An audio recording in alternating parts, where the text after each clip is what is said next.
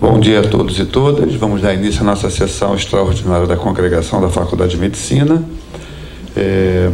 Hoje, dia 30 de maio de 2018. No expediente, nós havíamos convidado o professor Luiz Eurico Nasciuti, que é candidato único à sucessão na decania do Centro de Ciências da Saúde. Tendo em vista toda essa crise que se abateu sobre o país, as eleições da decania foram suspensas, foram adiadas para o final do mês. E aí eu achei mais conveniente que ele viesse na nossa sessão ordinária, no dia 13, onde teremos provavelmente um quórum maior, tendo em vista que hoje nós estamos diante da crise, já que as aulas da graduação e da pós-graduação foram suspensas na UFRJ. E aí, no dia 13, ele falará no expediente. Em relação ao expediente, nós tivemos a plenária de decanos e diretores na segunda-feira. Então, foram anunciadas as medidas de segurança que estão sendo pactuadas junto à Sete Rio e à Polícia Militar através da Petrobras. Então, será criado aqui um PROEX, em que teremos que é aquele sistema de pagamento de horas extras para a Polícia Militar, para que eles façam o policiamento de algumas localidades. No caso, quem vai financiar esse PROEX será a Petrobras, que comprará as viaturas e será feito o pagamento dos policiais para aumentar o policiamento no campus do Fundão. Além disso, serão implantadas câmeras em vários lugares, segundo o reitor, de alta definição, para que pudesse ter um controle maior do que está ocorrendo aqui no dia a dia do nosso campus. Também está sendo negociado junto à Sete Rio o fechamento do campus, de algumas saídas do campus em determinados horários. Por exemplo, aquela saída 3, que é a saída da linha amarela, e também a Ponte do Saber. A ideia é que na parte da manhã elas ficam fechadas, para evitar que haja um grande fluxo de pessoas aqui dentro. E com isso reduza, inclusive, a possibilidade de um bandido, de um meliante, ao assaltar ou fazer o sequestro relâmpago aqui no campus, ficar muito restrito às vias de escape dele. Então, isso seria como uma forma de reduzir o tráfego no Fundão na parte da manhã e também dificultar a fuga de eventuais meliantes. Isso há uma resistência grande da Sete Rio, e aí entra uma questão que aí já é um pouco a minha opinião, quer dizer, na verdade isso aqui é um próprio federal, e quem tem autonomia, a famosa autonomia universitária, que tanto nós propugnamos, somos nós, de deliberarmos sobre o funcionamento do campus, né? E aí a prefeitura universitária é quem, sobre a égide do reitor, obviamente, é que determina essas questões. Só que, por outro lado, há uma resistência da Sete Rio, porque o fechamento, das entradas e saídas do Fundão trará um nó muito grande, com reflexos muito grandes no trânsito do Rio de Janeiro.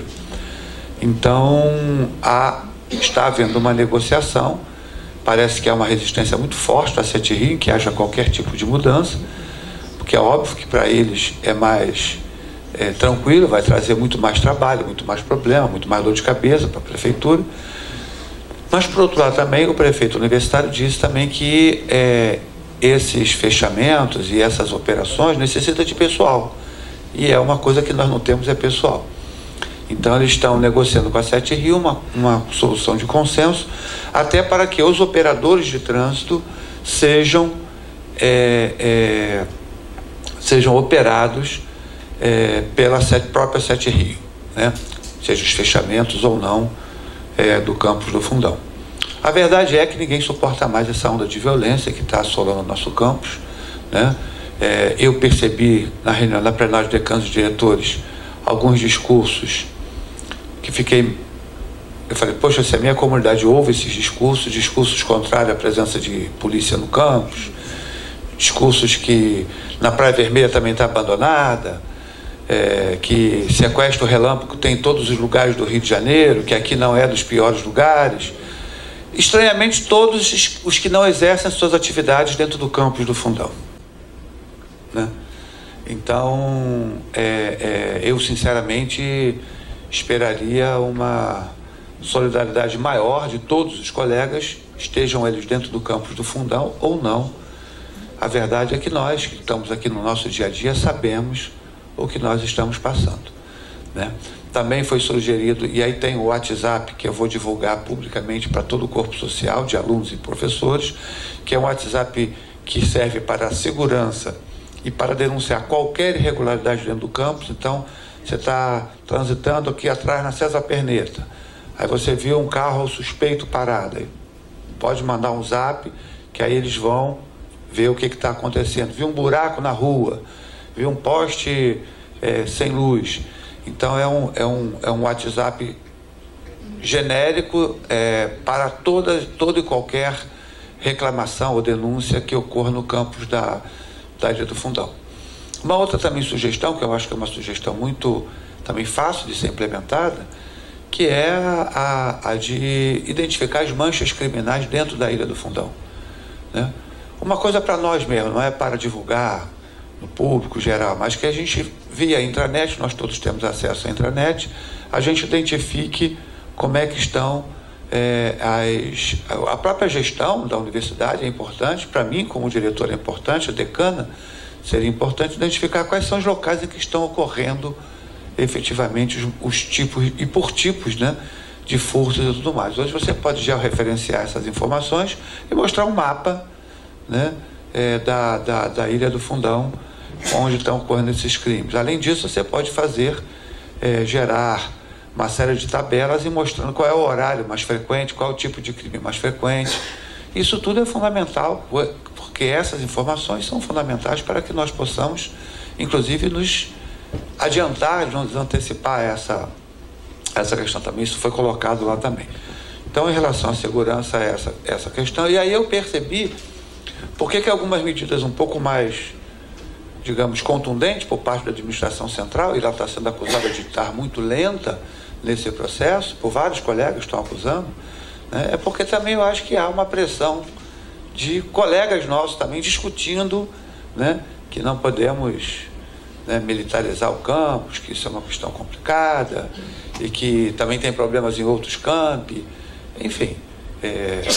O colega do centro da cidade também reclamou que no centro da cidade também está, mas no centro da cidade não tem um campus, no centro da cidade são unidades isoladas, né? Enfim, eu fiquei um pouco surpreso com a reação. Eu esperava uma comoção, uma solidariedade, né? Mas, professor Gil, mas não foi o que foi visto.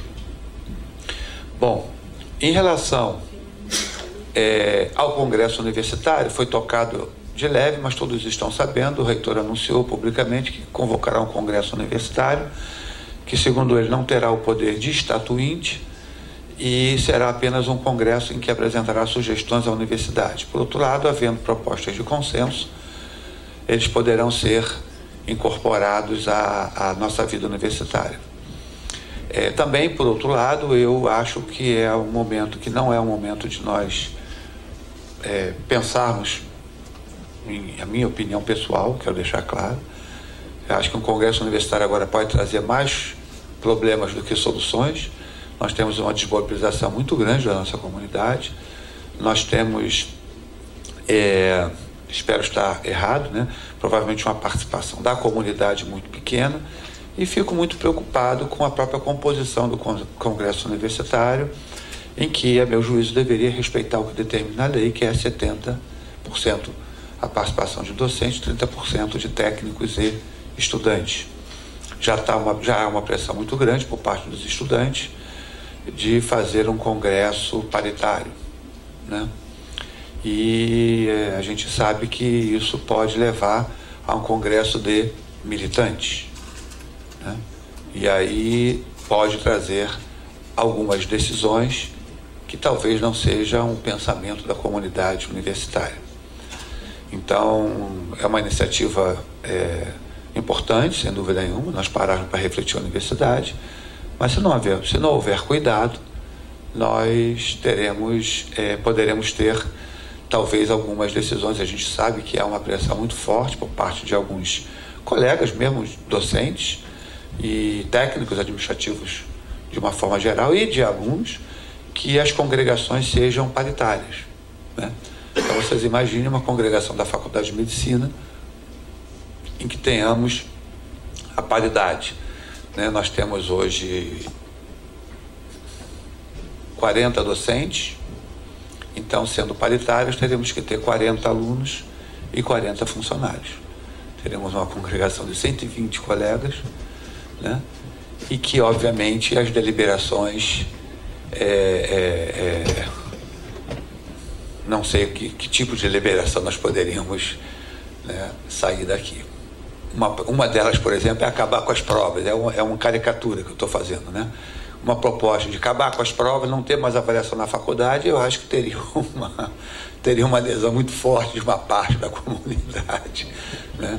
Então, eu acho que nós vamos ter que enfrentar essa discussão.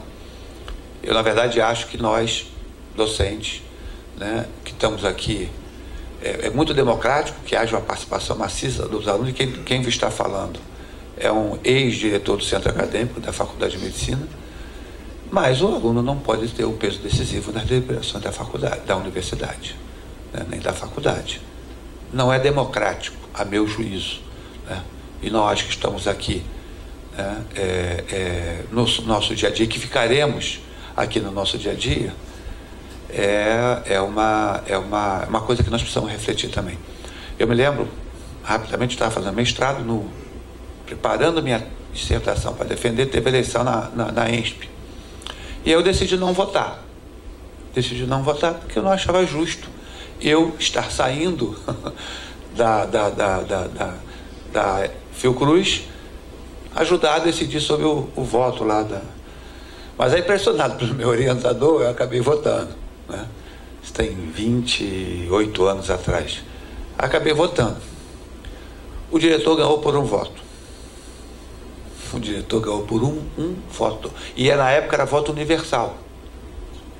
É voto universal, né? O meu voto valeu o mesmo que um pesquisador titular, um A do CNPq que tem lá na ESP. É absurdo isso.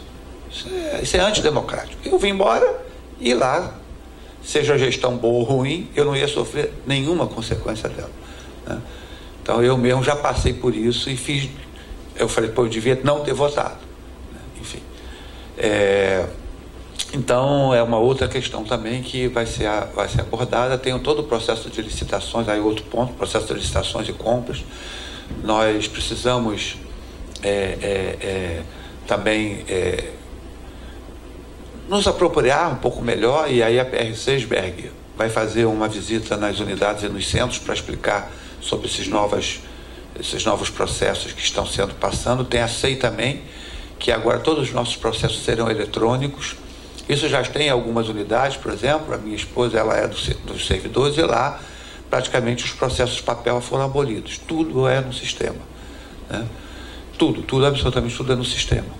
Então isso nós já perdemos esse prazo de implantar aqui na nossa universidade, que é o Sistema Eletrônico de Informações, em que todos os procedimentos serão feitos via intranet. A outra questão também que foi discutida, acho que de fundamental foi isso. Foi isso. Se eu me lembrar ao longo eu informo.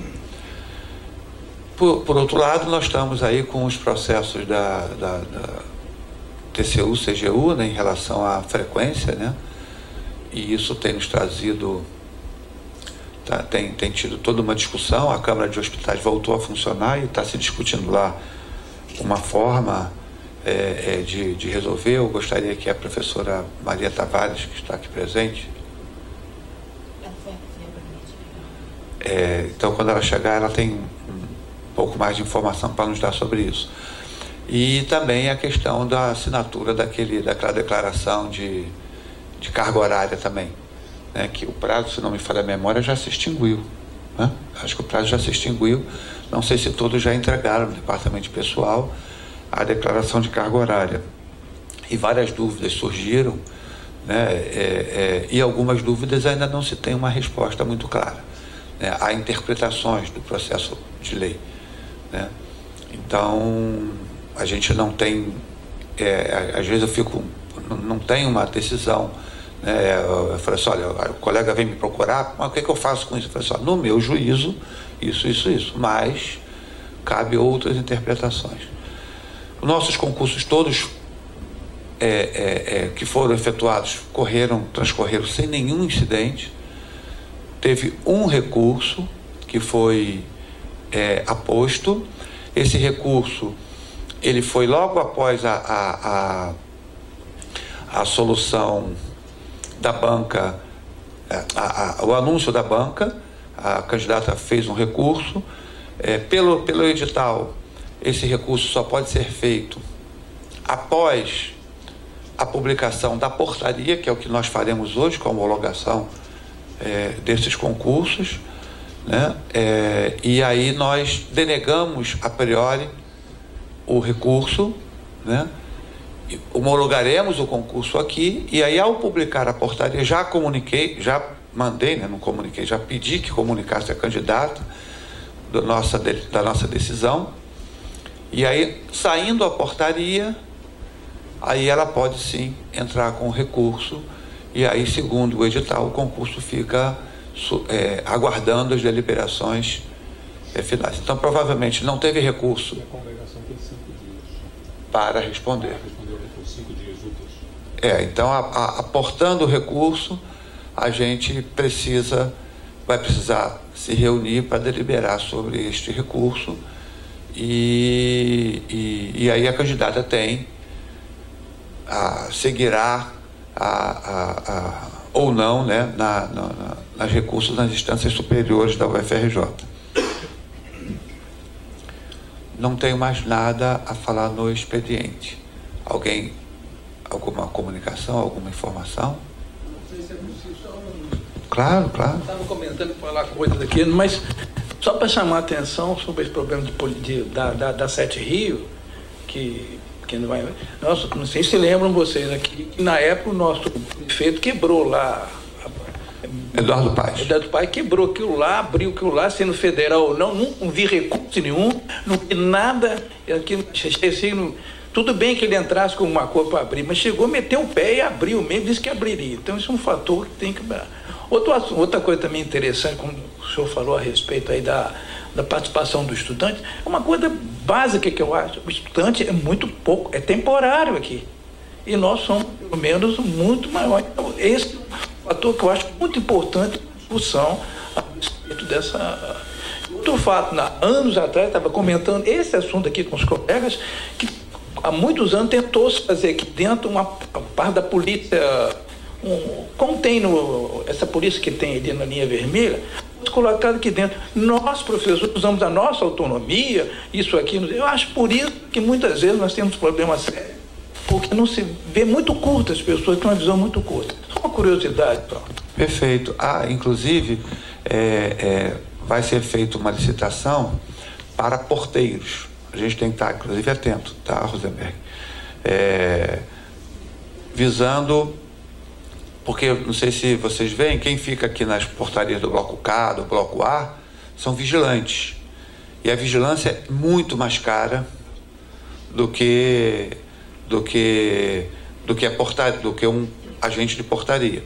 Então, para fazer frente à contenção de despesas, vai ser feito a licitação para porteiros, para redução dos nossos custos.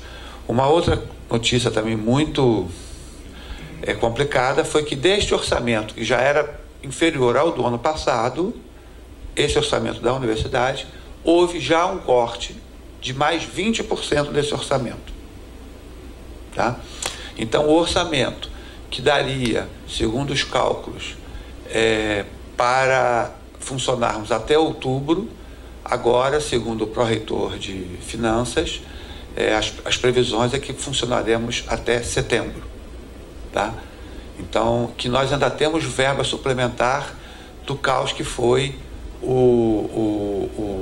aquele dilúvio pós-carnaval, com impacto no HU em vários lugares aqui do campo, do Fundão e de outros campos. Então tem esse aporte de financeiro que o MEC parece que ainda não repassou em toto, ao contrário, tem essa redução já anunciada de 20% do orçamento, que já estava reduzido em relação aos anos anteriores. Então, acreditamos que o segundo semestre teremos uns problemas um pouco maiores do que nós já estamos tendo. Alguém mais no expediente?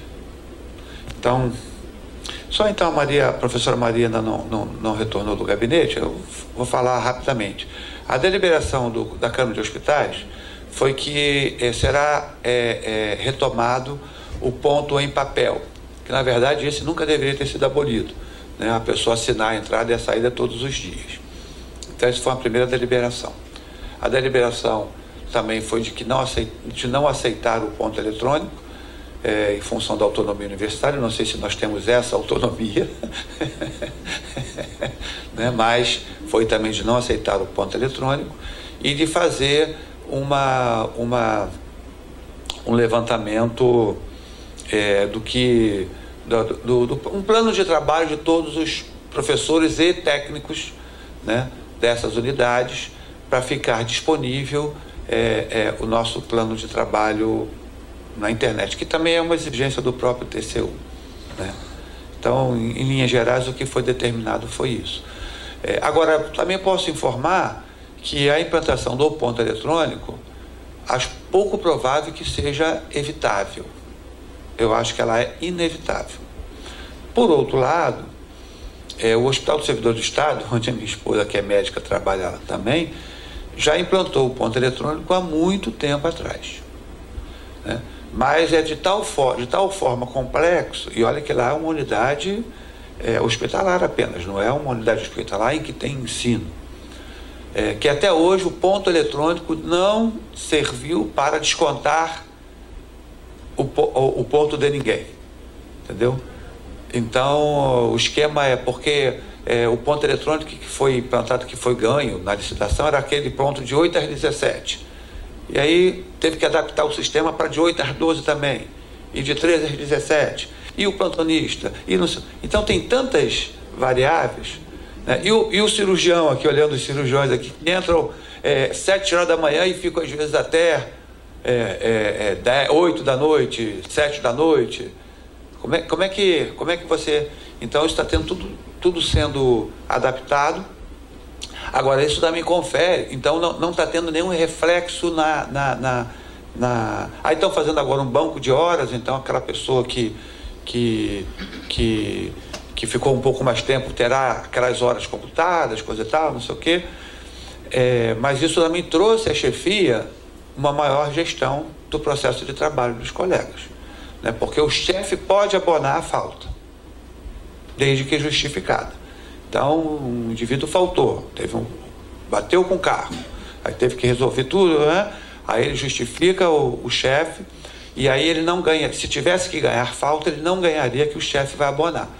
Agora, obviamente, isso tudo no sistema, tudo controlado. Se tiver alguém que é abonado todo dia, o sistema provavelmente vai mostrar que tem algo errado, né?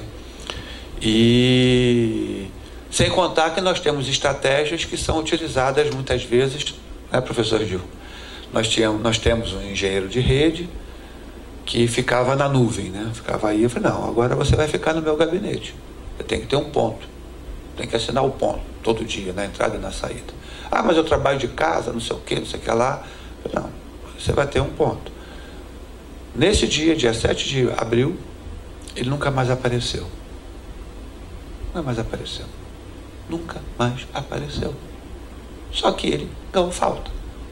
Quando chegou a 30 dias de falta, que eu ia abrir um pátio direto, aparece um atestado dele, retroativo, em que ele, do dia 21 de abril até hoje está de licença. Aí eu questionei a CPST, formal, por escrito. Aí o diretor lá da saúde do trabalhador, que é um colega médico, respondeu laconicamente: para a concessão, isso, inclusive informações trazidas pelo paciente. Provavelmente ele trouxe um atestado de fora, né? E foi aceito aquele atestado retroativo, né? E ainda aí. Estes são os fatos, é esta a minha decisão. Uma coisa assim, bem... Já falei com o Agnaldo, né? E estou pensando aí no que fazer, se eu vou adiante, porque ele não tinha nenhum problema de saúde aparente, não é, Rosenberg? Nenhum problema de saúde, né? Inclusive alegou, quando eu trouxe o ponto dele para o gabinete, que ele estava de férias extraoficiais, porque em janeiro ele tinha trabalhado muito aqui, presencial, que foi a época das férias dele. Então aí eu falei: mas você negociou com quem? Rosenberg, que é o chefe dele imediato. Comigo não, comigo também não. Então não existe, primeiro, não existe essa figura, férias extraoficiais, não existe, né? E segundo, não foi dado nenhuma compensação de férias a ele, né? E aí das férias oficiais ele encontrou uma outra alternativa. Então fica muito difícil, né? Fica muito difícil você gerir os recursos humanos quando você tem toda uma flexibilização do processo de trabalho, né? Porque assim, não veio nem conversar comigo uma proposta de trabalhar mais em casa, menos aqui, e aí você apelar pelo sistema. Porque uma coisa que está pegando em relação ao nosso ponto, professor, é esse. E o nosso trabalho doméstico em casa, né? Como é que fica? Ontem foi o dia inteiro fechando o artigo da PLOS com o revisor, que eu viajo para a banca semana que vem, queria acabar ontem, foi até meia-noite trabalhando. E aí, como é que fica essa... revendo a todas as coisas que os revisores fizeram? Como é que fica isso? Isso não é trabalho para a universidade? Como é que computa isso? Onde é que vai computar? Eu vou precisar entrar na intranet, deixar ligado a intranet, fazer pela intranet, para poder provar que eu estou em casa trabalhando? Então, assim, embora essa é uma situação que é fato, ela vai trazer alguns problemas, especialmente para nós docentes, né, que temos essa... semana que vem vou para uma banca em Fortaleza. E aí? Como é que fica o meu ponto se eu tivesse que assinar, botar o dedão de 8 às 17 todos os dias? Teria que pedir para o reitor, que é o meu chefe imediato, justificar a minha banca, coisa e tal. Enfim. Então, esses são alguns problemas, né? Mas o fato inegável do jeito que está, não dá para ficar. Isso é inegável. Do jeito que está, não dá para ficar. Nós precisamos, e aí é que bom que a Câmara de Hospitais, que estejamos pensando isso, porque nós vamos dar, então, a nossa própria solução e mostrar para os órgãos de controle e tentar convencê-los de que essa solução, para nós, é a que mais se adequa ao nosso processo de trabalho. Tá? Mais alguém no expediente?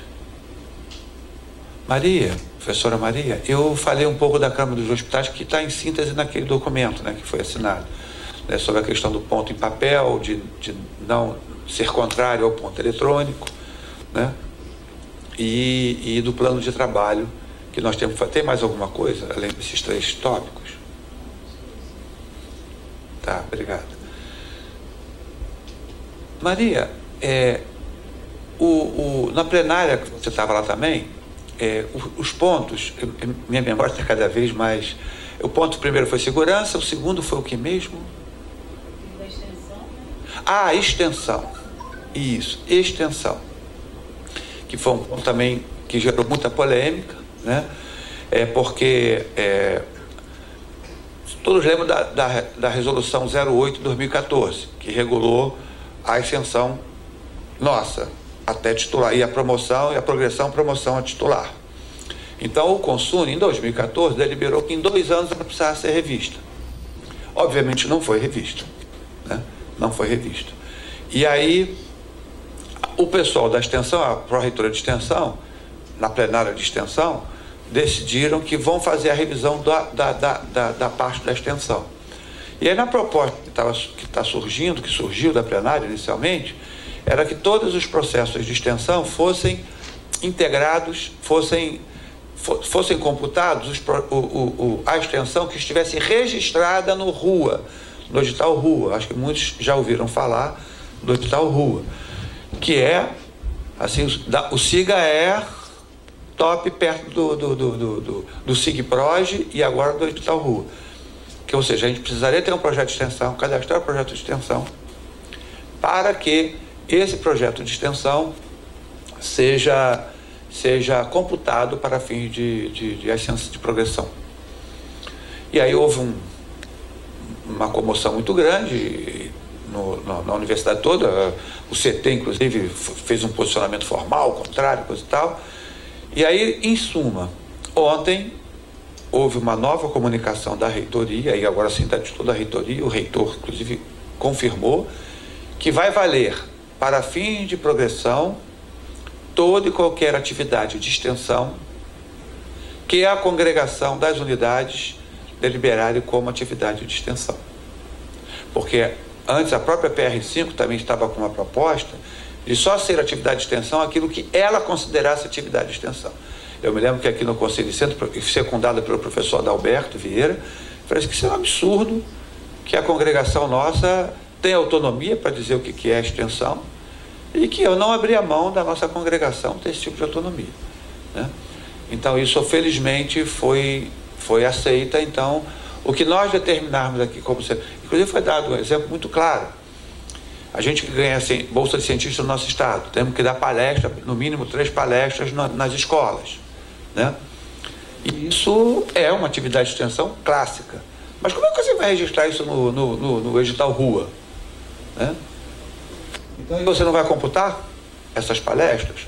Então foram dados, o Watanabe que deu, inclusive, esse exemplo. Então, são várias atividades de extensão que a gente tem e que agora, felizmente, não vai mais trazer prejuízos aos colegas que quiserem progredir ou serem promovidos a titular. Então foi definido que o que nós definirmos como atividade de extensão, assim será aceito para fins de progressão, tá? Por outro lado,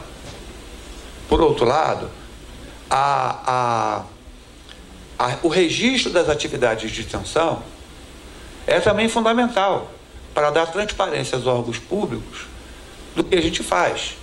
Lembro-me quando a CGU fez a auditoria, ficou numa sala aqui, tiveram uma sala com e tudo determinado. Queremos uma sala com computador, com telefone. Não foi, Rosenberg? Uma sala com computador, com telefone, computador com internet, coisa e tal, não sei o quê. Estacionamento, a gente teve que providenciar tudo. É uma maravilha, né? Chegaram aqui, mas... E aí foi escolhido o departamento de fisioterapia. E eles foram nos detalhes. Ah, o professor tal diz aqui que tem um projeto de extensão. Onde é que ele está cadastrado? Onde é que está escrito isso? Ah, o professor aqui disse que lá tem um projeto de pesquisa no Lattes. Eles pegaram o Lattes, E aí, a fisioterapia, o atual chefe está aí para dizer, teve um trabalho enorme de ficar justificando tudo. Ao final, o relatório foi elogiando o departamento e a faculdade pela organização, né? Mas foi um trabalho hercúleo. Eles pegaram detalhes que a gente... Então, ter a atividade registrada... Agora, para que tenha atividade registrada, tem que ter um sistema amigável e que aceite todas essas atividades, né? Senão, não vai ser possível. Então, também foi dito lá pela pró-reitora de extensão que está sendo investido o pessoal da TI nesse sistema onde registra o edital RUA, no sentido de melhorar e aprimorar esse sistema. Professor Gil. Esse assunto de extensão é um assunto importantíssimo.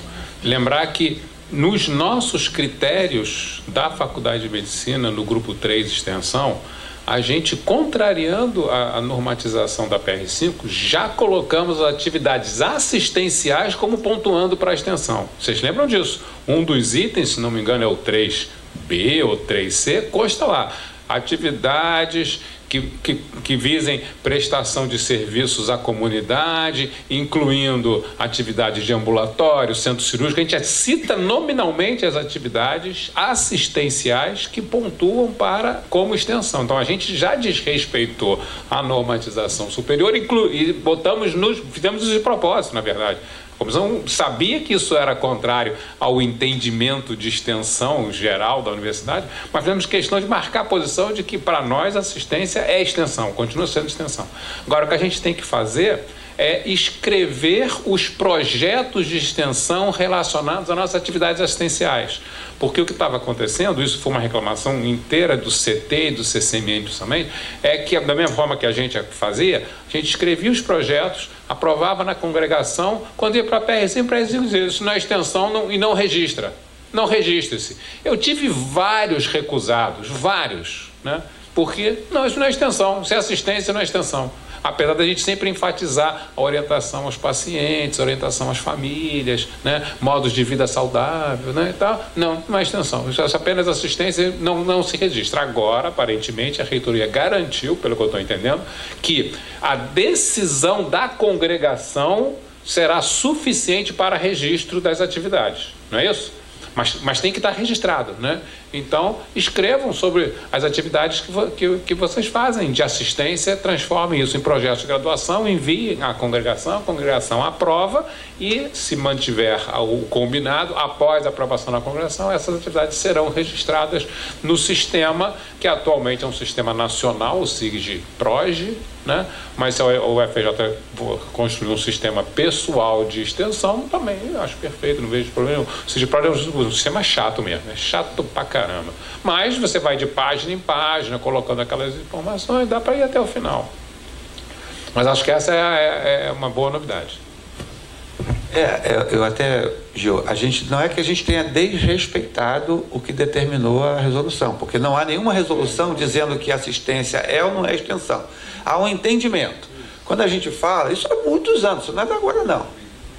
Fala, mas porque é uma interpretação. Exatamente, é uma interpretação. Não, assistência não, assistência médica não é extensão. Aí então o que é? Aí chegaram a me falar assim, é ensino. Ué, mas nem sempre você tem aluno no teu ambulatório, no centro cirúrgico. Mas não é indissociável ensino, pesquisa... E aí eu pergunto, e a indissociabilidade entre ensino, pesquisa e extensão? Isso não conta? Né? Então... Quando você está no ambulatório, você está fazendo ensino, sim. Está fazendo pesquisa, sim. Está fazendo extensão, sim. Isso. Então, assim, há um entendimento de que assistência médica não é extensão. Embora ela claramente é extensão. Que extensão é isso, é uma interação que nós temos diretamente com a comunidade, né? Tendo em vista o conceito de extensão, um conceito muito interessante, que é devolver para a comunidade de forma imediata o que se produz na universidade, em síntese, né? Porque nós temos o ensino, que a gente forma um médico de 6 anos, 4 anos, 5 anos, um fono, fisio-TO, né? Então só devolve para a sociedade esse cidadão depois de muito tempo. A pesquisa, que às vezes demora anos para ter um resultado que beneficia a sociedade. Então veio a extensão para a gente interagir diretamente com a sociedade. Então isso não é? Isso, sim. E eles não consideram extensão quando a gente faz um projeto para técnico administrativo. Então, se você fizer um projeto faz um projeto, a físio, projeto a fono, de voz, como tem a fono, a TO e físio, tem projetos para funcionar junto à DVST, a CPST. Isso não por conta com o projeto de extensão, que o projeto de extensão é só para extramuros. Só que o extramuros, a comunidade que a gente atende, não é considerado como extensão. Então, uma coisa incoerente, a meu juízo, né? Então, não é que a gente esteja desrespeitando, né? Apenas estamos decidindo autonomamente que nós consideramos isso como extensão. Agora, em algum momento, alguém vai ler e vai falar assim, aí provoca o debate, aí a gente vai até as instâncias, até as últimas instâncias, né? E aí o conselho vai decidir. Nós estamos com recurso agora na última instância, no Conselho Universitário, né? O NDA da fisioterapia deliberou autonomamente, porque na mudança de fisioterapia mudou de 4 anos para 5. Foi em 2000 e... 2016. Né? Aprovado nosso, mas pelo SEG. Mas a lei foi até anterior, né? 2015, 14, né? Então, o SEG, o NDE e a congregação, o departamento e a congregação aprovaram um regime de transição do 4 para 5 anos. Então, alguns alunos que tivessem completado determinados créditos, não é isso, Clinton? Teria direito a se formar em 4 anos. E outros alunos, não. Né? O que aconteceu? O SEG aprovou, né, esse regime de transição, mas alguns alunos resolveram reclamar, apesar de não estar enquadrado nessa resolução. E aí, por pressão dos estudantes, né, o SEG resolveu abolir aquilo que ele tinha decidido. Espetacular. Porque o que aconteceu? Os estudantes entraram com recurso, o departamento denegou, a congregação denegou o recurso, baseado no que nós tínhamos aprovado, aqui no que o SEG tinha aprovado, mas aí pela pressão política, e foi pressão política, o SEG voltou atrás e referendou. Está chegando a 30, né? Hoje chega a 30 o número de alunos que estão pedindo para se formar fora do prazo e fora do que nós havíamos autorizado. E aí o que está acontecendo? Há uma preocupação, inclusive, né, e está no recurso. Aí fizemos um recurso ao Consune. O Consune vai decidir. E no recurso, inclusive, entre outras questões, está colocado o seguinte: com esta posição, corre o risco do Conselho, do CREFITO, não aceitar o registro, porque não cumpriu o que determina a lei federal e as normas internas da Universidade Federal do Rio de Janeiro. Então nós temos quase 30 alunos que correm o risco, no limite, de terem um diploma emitido pela universidade e o CREFITO não. Isso colocamos, inclusive, no recurso. Aí o Consune agora vai decidir. Então, essas são questões que a gente se depara no nosso dia a dia.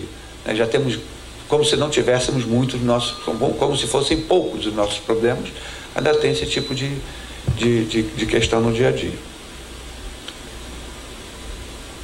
Alguém mais no expediente? Professora Terezinha Marta. Professora Terezinha é convidada, eu peço autorização à congregação para que ela fale. Podemos dar? Obrigado, professora Terezinha. Professor Medronho, hoje eu estou como vice-chefe. Você está como vice-chefe, desculpa. Chefe em exercício pela férias. Então não precisa de autorização, você tem direito à voz e voto, eu peço perdão. Tá, não, tudo bem. Na verdade é porque esse assunto da extensão já foi motivo de tantas polêmicas dentro da faculdade, que eu acho que foi um grande passo, esse de uma abertura do entendimento, eu entendo assim, né? Do conceito como mais amplo, porque nos afeta diretamente na área da saúde. Mas eu gostaria de fazer uma sugestão, porque há alguns anos atrás houve uma solicitação para que os departamentos da Faculdade de Medicina constituíssem os seus coordenadores de extensão, da mesma forma que nós temos os nossos coordenadores didáticos, que se reúnem periodicamente.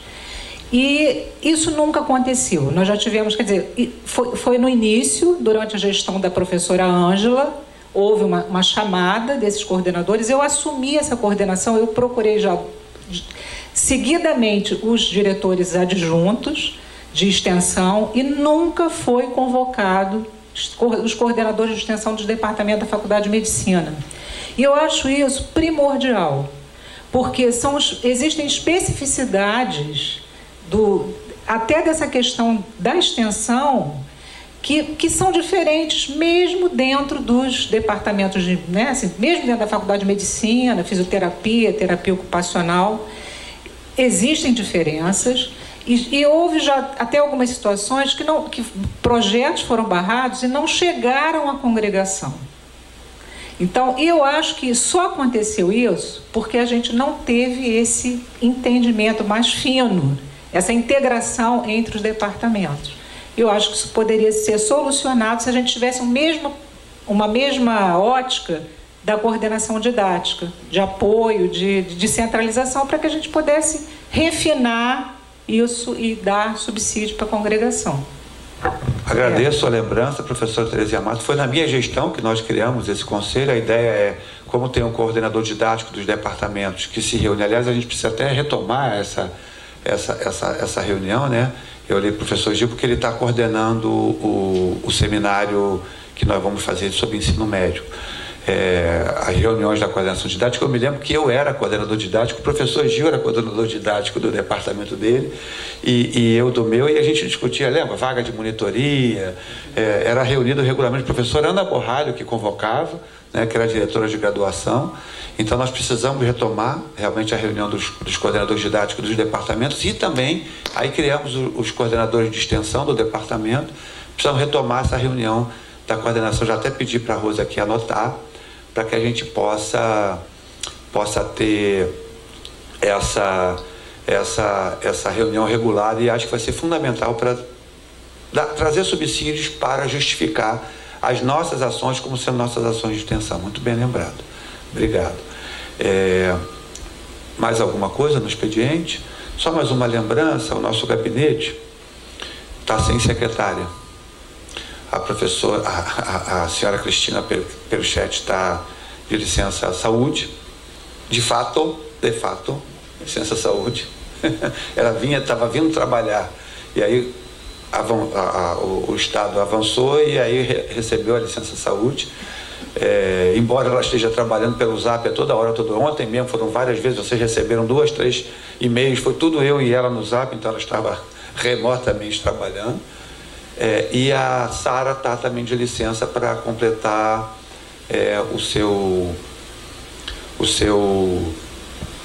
a sua formação. Ela está se formando em Direito e ela tem me dado uma ajuda incrível, porque toda semana praticamente tem uma demanda judicial ou do setor de procuradoria para trazer justificativas, e aí a Sara que tem na verdade redigido. Eu digo a ela, olha, o que você acha isso?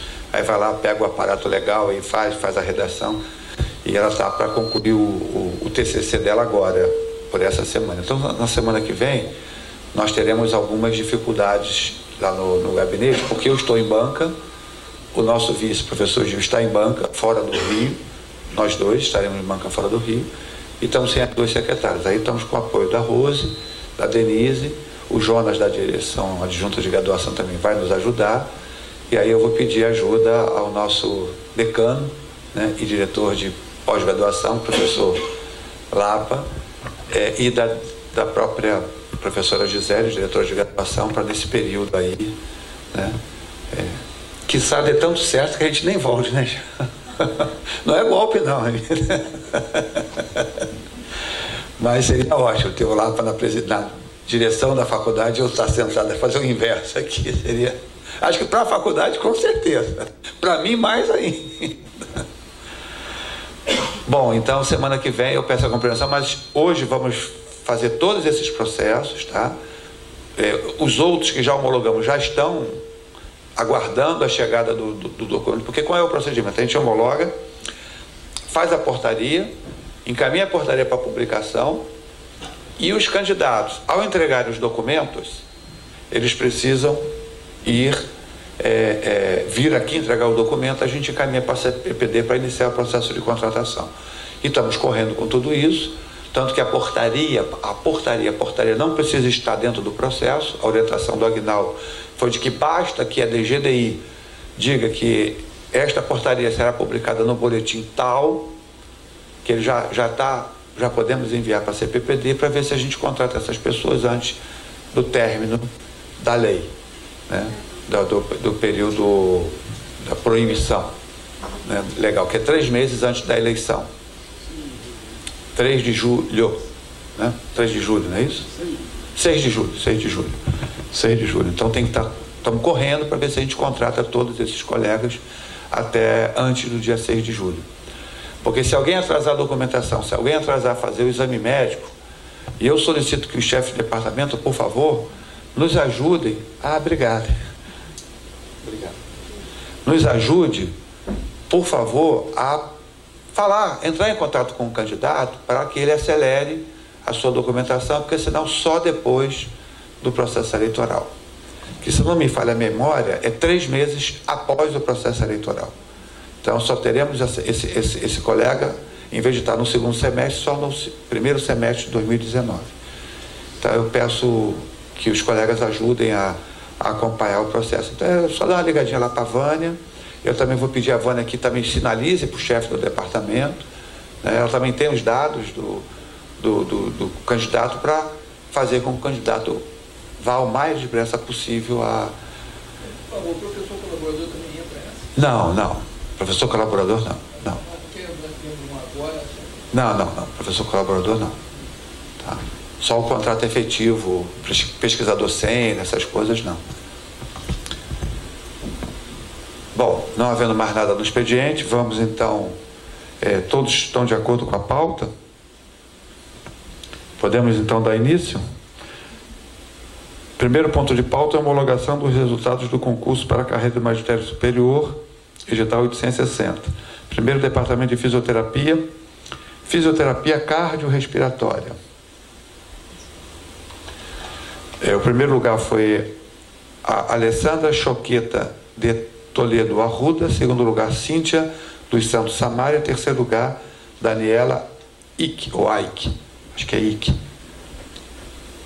E sendo aprovada no concurso, esses foram classificados, né? E aprovados no concurso a Alessandra Choqueta de Toledo Arruda. Podemos aprovar? Homologado. Segundo, departamento de fonoaudiologia, voz. Tivemos 3 candidatos, todos 3, a Cristiane Magacho Coelho, João Lopes Carlos Lopes e Rodrigo Dornelas do Carmo.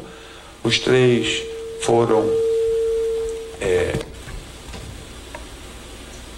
aprovados e a comissão julgadora indicou para ocupar o cargo o Rodrigo Dornelas do Carmo.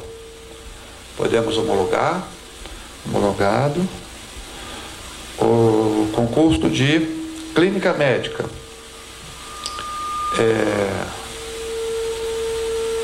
Eram 3 candidatos, 3 vagas. 3 vagas e apresentaram-se 5 candidatos. Né? Os candidatos. Quando eu falei aprovado, leia-se classificado. Tá? Leia-se classificado. Foram classificados 2 candidatos. Foram classificados 2 candidatos. 3 vagas. Foram classificados 2 candidatos. 3? 3 candidatos, desculpa. 3 candidatos. Que é o João Regis Carneiro, a Maria Emília Andraus e Rita de Cássia Fernandes. Para as 3 vagas foram classificados 3 candidatos e os 3 foram aprovados no concurso. Foram não classificados 2 candidatos. Podemos homologar? Homologado.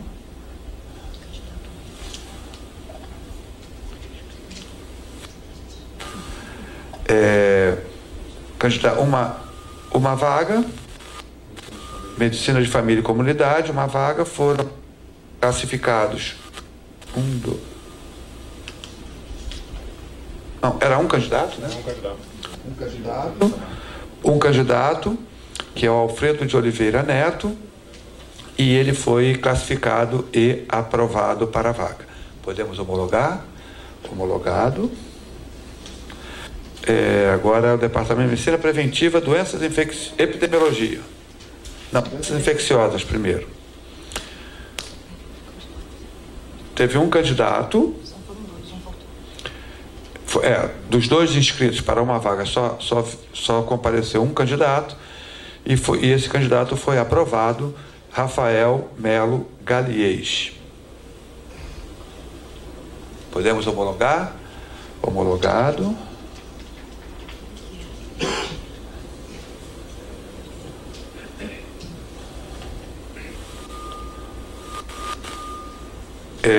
Também Departamento de Ensino Preventiva, concurso de Epidemiologia. Tivemos 4 candidatos, todos foram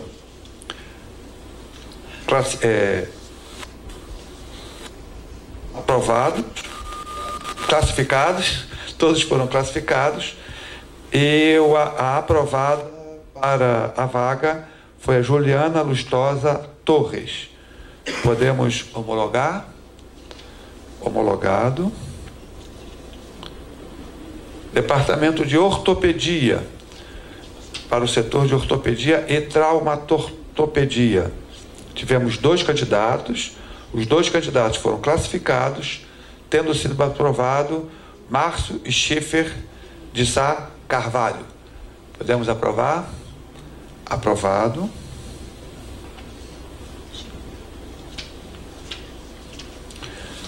Departamento de Medicina Legal, Saúde Mental, Psicologia, Departamento de Psiquiatria e Medicina Legal, Saúde Mental / Psicologia Médica. Nós tivemos 2 inscritos, só um candidato apareceu para fazer a prova e ele foi classificado e aprovado, que é o Bruno Neto dos Reis.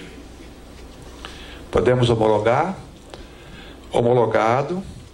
Então, todos os concursos foram devidamente homologados.